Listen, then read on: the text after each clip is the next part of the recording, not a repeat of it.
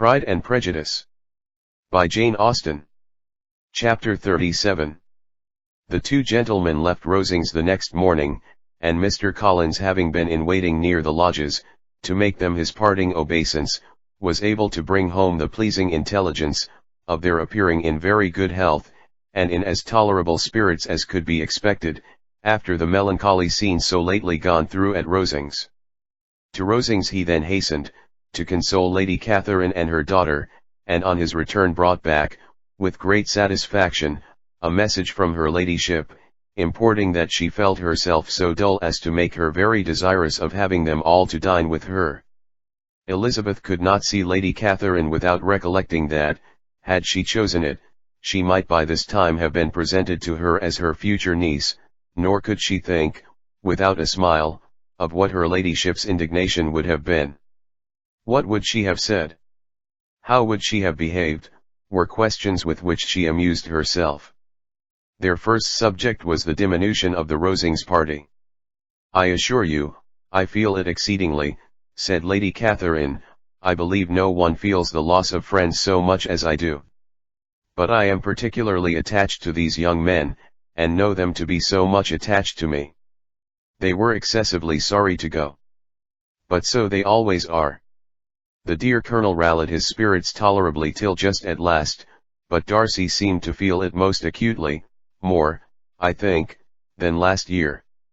His attachment to Rosings certainly increases. Mr. Collins had a compliment, and an allusion to throw in here, which were kindly smiled on by the mother and daughter.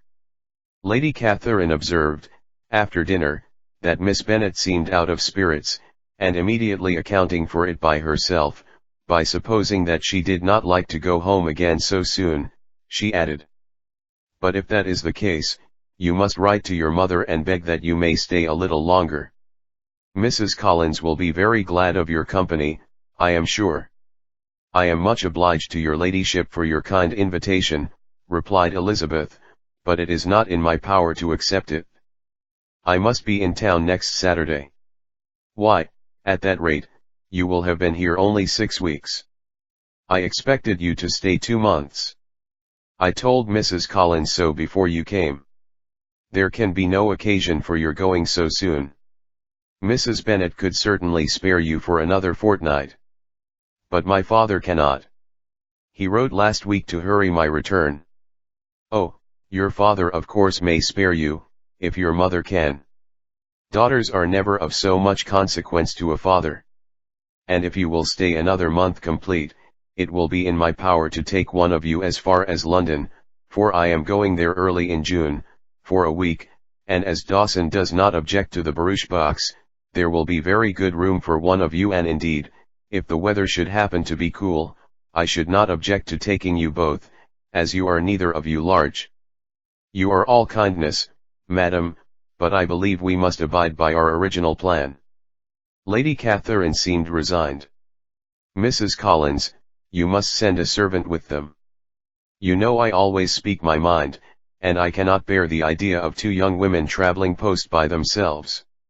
It is highly improper. You must contrive to send somebody. I have the greatest dislike in the world to that sort of thing. Young women should always be properly guarded and attended, according to their situation in life. When my niece Georgiana went to Ramsgate last summer, I made a point of her having 2 men servants go with her. Miss Darcy, the daughter of Mr. Darcy, of Pemberley, and Lady Anne, could not have appeared with propriety in a different manner. I am excessively attentive to all those things. You must send John with the young ladies, Mrs. Collins. I am glad it occurred to me to mention it, for it would really be discreditable to you to let them go alone. My uncle is to send a servant for us." "Oh, your uncle? He keeps a manservant, does he? I am very glad you have somebody who thinks of these things. Where shall you change horses?" "Oh, Bromley, of course. If you mention my name at the bell, you will be attended to." Lady Catherine had many other questions to ask respecting their journey, and as she did not answer them all herself, attention was necessary, which Elizabeth believed to be lucky for her, or, with a mind so occupied, she might have forgotten where she was. Reflection must be reserved for solitary hours. Whenever she was alone, she gave way to it as the greatest relief, and not a day went by without a solitary walk, in which she might indulge in all the delight of unpleasant recollections. Mr. Darcy's letter she was in a fair way of soon knowing by heart. She studied every sentence, and her feelings towards its writer were at times widely different. When she remembered the style of his address, she was still full of indignation, but when she considered how unjustly she had condemned and upbraided him, her anger was turned against herself, and his disappointed feelings became the object of compassion. His attachment excited gratitude, his general character respect, but she could not approve him, nor could she for a moment repent her refusal, or feel the slightest inclination ever to see him again. In her own past behavior, there was a constant source of vexation and regret, and in the unhappy defects of her family, a subject of yet heavier chagrin. They were hopeless of remedy.